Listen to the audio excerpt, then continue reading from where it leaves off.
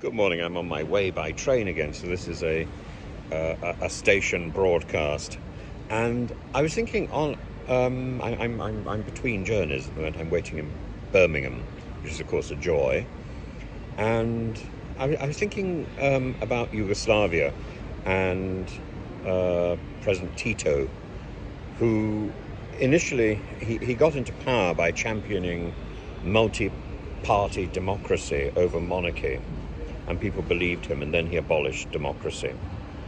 And there's a person, a Yugoslav exile, who went into exile in the US called Bogdan Radica, and he coined the word koristne budale, which means a useful innocent, but in his translation it's useful idiot. That's back in 1946, and a very good example of that would be Tucker Carlson. And you can think back to the other night and his manic laughter at words which presumably he didn't understand. It makes his role very clear. Somebody who laughs at something he doesn't understand. He's a stooge with canned hysterics, a croaking toad, and like a madman caught in a maze designed by Escher. It's all about, from Putin's point of view, it's all about destabilization and questioning what we consider to be certain, to create an illusion of certainty rather than the exposition of any sort of question or any sort of truth.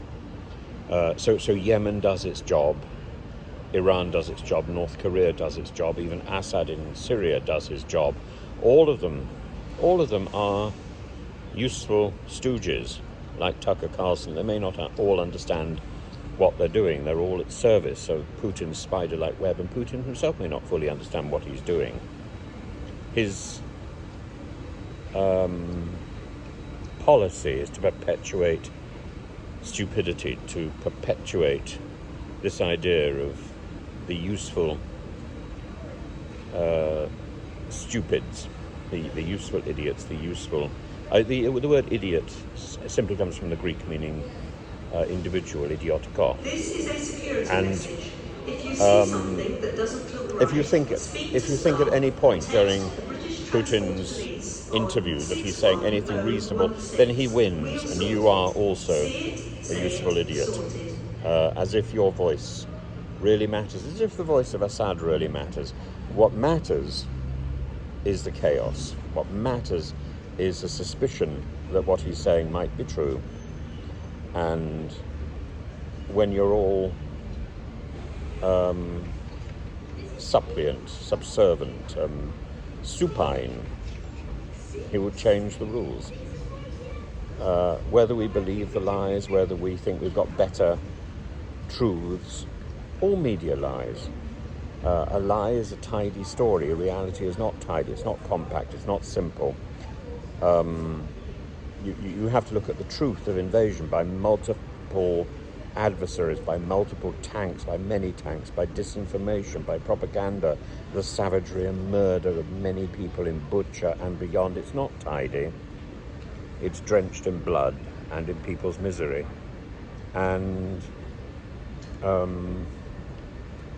Putin's plans are about the deception and the self-deception of people, predicated on the plans of Vladimir Surkov, who concocted this manipulation of people.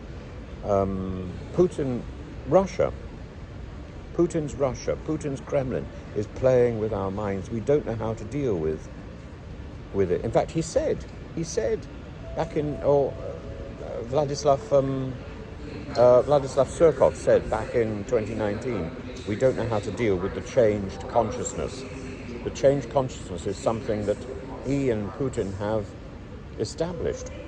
Putin's aim is not to clarify, it's to confuse. His aim is to confound his adversaries. My aim, just so I make it very clear, is to ridicule. I can't distinguish between truth and falsehood. All I can do is distinguish between good and evil as much as possible. And that is all I want to do. Truth, as Christ said, what is truth? Once it's being manipulated, once it's been twisted and turned so you don't know which side is up and which side is down. Truth. All you can do is look for goodness. And you find that everywhere, and then nurture it.